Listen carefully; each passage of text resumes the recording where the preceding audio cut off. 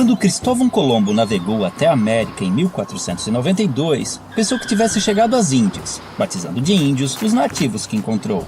Porém, apesar de terem sido generalizados nessa classificação, os índios não se viam como um povo unificado, pois eram divididos em uma variedade de etnias sem qualquer identificação entre si. Acredita-se que os primeiros habitantes das Américas chegaram há mais de 20 mil anos, atravessando uma passagem congelada entre a Ásia e a América do Norte, e então espalhando-se por todo o continente. Em algumas regiões, formavam civilizações avançadas. Já no Brasil, fragmentaram-se por todo o território, formando grupos de diferentes tamanhos. Eram sociedades comunais, descentralizadas e igualitárias, vivendo da caça, pesca e agricultura de subsistência, e em sua maioria seminômades, mudando suas aldeias de local conforme os recursos naturais fossem se esgotando, permitindo, mesmo que involuntariamente, a recuperação natural do solo abandonado.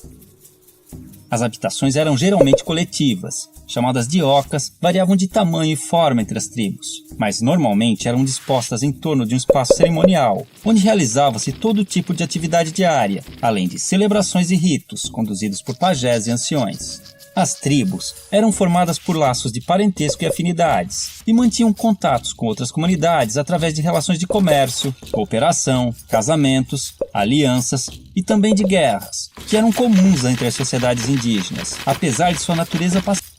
Os homens lidavam com a guerra, a caça, pesca e liderança tribal, além da construção da aldeia e o plantio, enquanto as mulheres cuidavam da colheita, do preparo de alimentos e da fabricação de utensílios e adornos. A educação das crianças era a tarefa de toda a tribo. Elas tinham conhecimento na fabricação de bebidas fermentadas e deixaram grande herança à culinária brasileira, com pratos derivados da mandioca e do milho. Sua dieta também era diversificada em proteínas animais, graças à caça e à pesca. Em festejos, cobriam seus corpos com pinturas, penas e plumas, e a nudez no dia a dia era comum e não causava vergonha. Por viverem em florestas, muitas vezes precisavam usar protetores genitais e tangas, mas mantas cobrindo o corpo eram raras.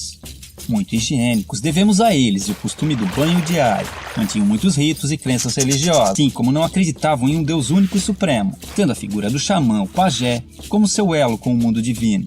Em sociedades sem esses representantes, acreditava-se que os espíritos e antepassados se comunicavam com os humanos através de animais, sonhos e visões. Muitas de suas lendas tornaram-se populares entre os não-índios, enriquecendo o folclore nacional.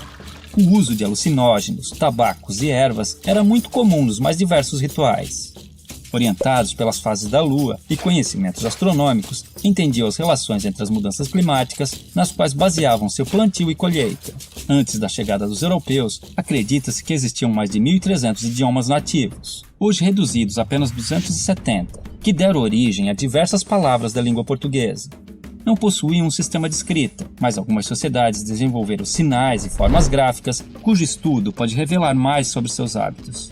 Há indícios de uma grande diversidade de produção artística, que integrava-se ao seu modo de vida e ritos cotidianos, com destaque para a dança, a cerâmica, a tecelagem, a cestaria, a pintura corporal, a arte plumária e principalmente a música. Contudo, os indígenas não possuíam a figura do artista, e todos podiam ser hábeis em diversos aspectos, pois dedicar-se exclusivamente a uma atividade, como na sociedade atual, era sinal de desequilíbrio espiritual e obsessão. Quando os portugueses chegaram em 1500, estima-se que encontraram mais de 5 milhões de indivíduos, divididos em tribos e comunidades, diferentes entre si, mas iguais aos olhos do colonizador, responsável por reduzi-los a menos de 600 mil em poucos séculos.